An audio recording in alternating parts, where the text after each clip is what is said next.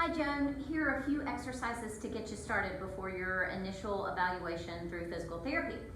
So let's start on hands and knees, and I do have my feet or my ankles flexed, and that's just again to start working a little bit more ankle mobility. So again, best done without shoes, and you've just got kind of the toes cocked or the ankles again flexed.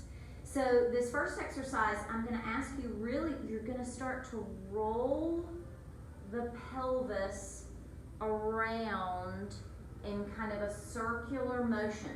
So it's pretty much what we would call a pelvic clock, but it's really just trying to kind of lubricate the hips.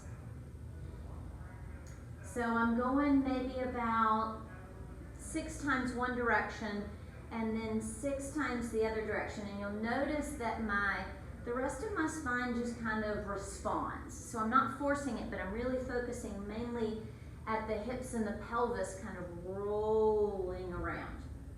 So again, about 6 to 8 times there. And then Joan, I'm going to ask you to go ahead and come up to standing. And the next exercise, what I'm going to do is I'm going to have one foot facing straight ahead. My other foot is going to be positioned kind of at like a perpendicular position, a 90-degree angle. And you're going to work the rotation of the hip by stepping one foot forward, or the back foot around, and then back. So if you notice, I'm stepping kind of around my standing leg to work the rotation in the hip joint. And you can do that maybe about, again, kind of 6 to 8 times. And then after you finish that, you can set your feet up in kind of a step stance, and whichever leg is set in front, you're going to work on rotating your ribs to that side. So rotating, and that blocks the lumbar, but rotating through, again, kind of that thoracic spine. So from here, again, the hip mobility exercise is 1 foot forward, just showing you on the other side. The other foot is starting at kind of a perpendicular position. I'm going to take my back leg, come around, and then open back up.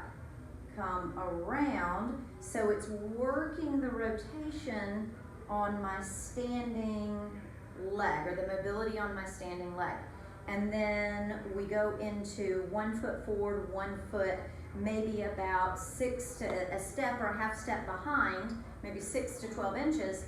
My leg that's in front, I'm rotating towards that leg. So again, I'm blocked through my lower body or my lower back, and I'm able to rotate through my trunk, or through my thoracic spine, my rib cage area.